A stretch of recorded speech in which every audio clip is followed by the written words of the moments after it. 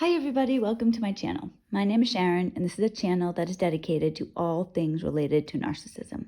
I release new videos every Monday, Wednesday, and Friday on all types of topics related to narcissism.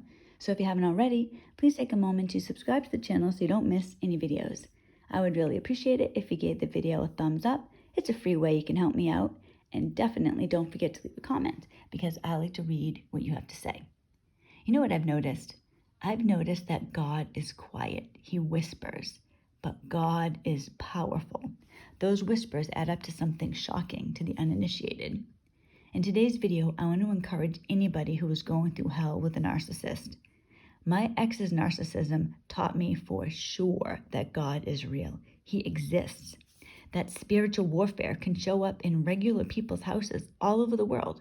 It showed up in my regular house in the regular town I lived in southern New Hampshire. Terror is real. It's real for us. Evil is real. It exists. We are not like other people anymore. When you've been involved with a narcissist, you're different. We're all different, permanently. We've seen things that don't seem real, things that regular people can't understand, things that you cannot unsee. It would not surprise me to find out that we're different on a molecular level.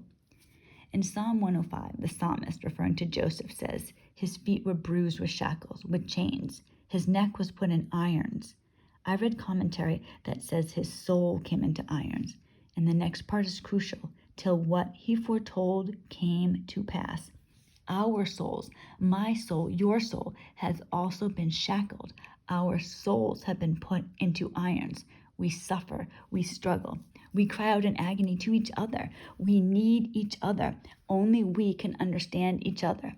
You know, Joe and I sometimes laugh to think about us being in a regular relationship, with somebody who doesn't understand narcissism.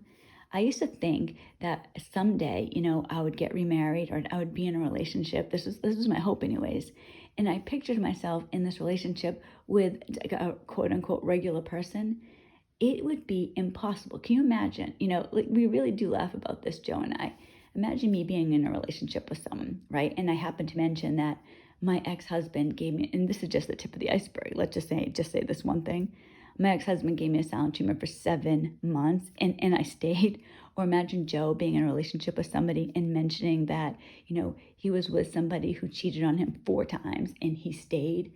We would be the ones throwing off the red flags. We would be the ones that people ran away from. We're different. But different doesn't necessarily mean bad. In today's video, I want to encourage you to consider a different possibility. God saved me, and I did not call out to him. That's why I say that God whispers. In comparison, narcissism is loud, it's obnoxious, it's ugly, it's in your face. When a narcissist is in a rage, when a narcissist mask is off, you will see them. You will see who they really are. And evil is vile. It destroys. But what about God? What about those whispers? Maybe you don't think that God is with you. Maybe you're upset that God permits this to happen. How can a good God allow us to feel this pain? How can a good God watch his children, our children, suffer? I can't tell you how often I've been livid that my children have suffered, that my children and I lost our home, that we had to run off in the middle of the night. Joe's eldest is struggling, and I've witnessed Joe's agony over this. Agony, and I've seen him in despair. Many of you know exactly what I'm talking about. You've suffered. It's not just me and Joe. But is there a chance? Is there a possibility that all of this has a meaning, a reason? I didn't grow up with religion. I did always believe in God. For some reason, I don't know why, but to me, he was like a Santa Claus-like figure in the sky that I could ask to do things for me. It never even occurred to me that we could have a reciprocal relationship or that I was actually the servant. Like I said, this wasn't conscious, but to me, God was the one that was supposed to take care of me. There wasn't a relationship. Things changed, though, when I began to pay attention to those whispers. Everything changed for me when I began to pay attention to God. He started moving big in my life. I got out because I did the hard things, the scary things, and I trusted God. I want to encourage you today. I want you to listen to God. Is he whispering to you? Just consider that something big might be going on, something that can change your life. I told you earlier that we're different than other people. Our blindfolds are off. I told you that I noticed that God whispers. You want to know what else I noticed? God gives us trials, and he doesn't say how long that they're going to last. He doesn't say, all right, Sharon, this is a trial, and if you hold out for 6 months, it will be over. Some of us get to 5 months and 29 days, and we give up. We didn't know we only had one more day. I once heard a rabbi say that the burning bush was in sight for other people to see. Moses just happened to be the only one who noticed. How many people have missed tremendous blessings by focusing inward instead of what is outward? Is there something right in front of you that you don't see because narcissism is so loud? My ex's narcissism showed me, taught me that spiritual warfare exists. Are you in a battle that you don't recognize? Is evil trying to turn you away from God? Is God calling you and you're being distracted?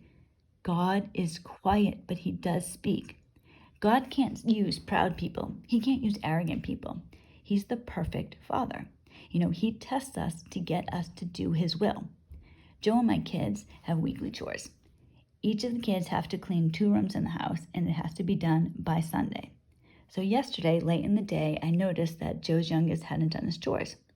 So Joe asked him about it, and he let him have an extra day, right? He let him have that day. God doesn't do that. I might relent on a punishment too. Joe might, you might. God doesn't.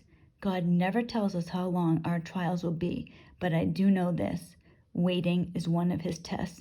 And I'm not saying that you're a bad person and he's punishing you. What I'm trying to say is that, is it possible? Is there a chance that God is calling you for something big and you are going through this trial and all you need to do is hold out, hold on so you can get to the other side? Waiting is one of the tests he subjects his servants to. Are you in the test? Are you scared and desperate, wanting to be free? Listen for God. Once I started to hear God, once I began to hear him, it took me 6 years to get out. It wasn't like I heard, oh my gosh, well, I'm out of here. I waited 6 years. I didn't know what to do. I was terrified every single day. But what I did do and what I encourage you to do is take your time and listen to God. Listen to the Holy Spirit inside of you. He will guide you out. And sometimes, unfortunately, and it sucks, it seems like once you start hearing these things go south quickly. The last few years of my entanglement, it was pure hell. But God was very present in my life. He was there. I stumbled. I didn't know what was happening, but I listened. I kept walking forward, and slowly my entire life changed.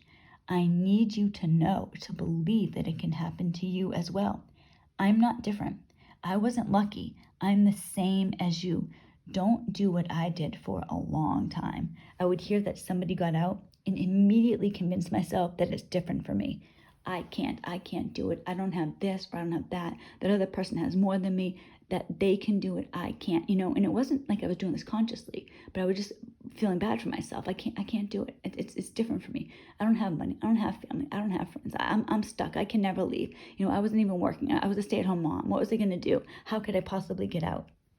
If you hang on, God will get you out if you listen and understand that it can't happen immediately. It probably won't happen immediately, but could you possibly be in a battle? Could you possibly be in spiritual warfare?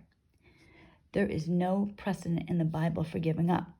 So let's consider some people in the Bible. All right, listen to the people that you're in line with.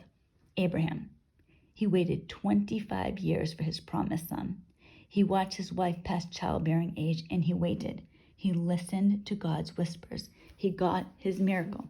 Now imagine, think about that. I told you, I used to think, I can't get out. Poor me, I can't get out. Imagine if you were Abraham, right? You're going to have this son. Well, your wife is like 90 years old. How is this going to happen? But he still waited. Don't forfeit God's favor. Abraham got his child. What about Joseph? He was sold as a slave. Instead of getting the tremendous promise that God gave him, everything went wrong. Instead of being a ruler over his brethren, he ended up in jail in Egypt. What was happening? He was being tested. He waited. He got his promise. Moses, he waited 40 years, and he trusted in God. He believed in God. He kept walking forward. Now think of how we think of Moses today. David, he was given tremendous promises and then spent the next 15 years or so running away and hiding from the man he would succeed as king. What is happening? Why does God allow that, ordain that? He's looking for endurance. You cannot bypass endurance and enter into the promises of God. If you are in a spiritual war, if you are in a spiritual battle, you are being called. Just when it seems impossible to hold out, that's the time to hold out. Don't give in. Don't give up. You're doing all right. Just hang in there. Listen to God's whispers. God is real. He's faithful. He's just as real today as he was when Moses was depending on him, when Abraham was depending on him. Waiting causes us to realize more and more our total dependence on God. I said at the beginning of the video that we're different than other people. It doesn't mean bad. On March 26, 2021, I spoke to Joe on the phone for the first time. On March 25th, I had no idea what was going to happen that next day. I didn't know what was going to happen tomorrow. What's going to happen to you tomorrow? If you want God's promises, you cannot bypass endurance. People say that we break God's laws. We don't. God's laws break us. Hold on. Don't give in. Your day is coming if you don't give up. I learned that God is real. Spiritual warfare, these battles, they really exist. God is quiet. There's something else that's trying to distract you. Something evil. Evil doesn't want you to turn to God. I'm telling you, this happened to me. I did not call out for God and he came. Joe called out for God and he came. It's up to you. The sooner you hear God, the sooner you take those little baby steps, the sooner you can get out. I am not different than you. I believed, guys, so many years I believed that it was different for me. I can't do it. That's what I was telling myself. I was feeding myself a steady diet of I can't, it won't, not me.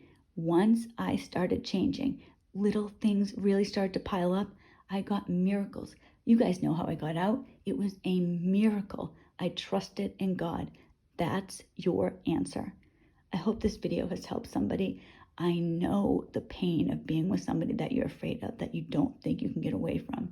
Remember, God is more powerful than the narcissist. He's more powerful than the evil. He is there. He can guide you. Listen to God. Thank you so much for watching this video. I really appreciate it.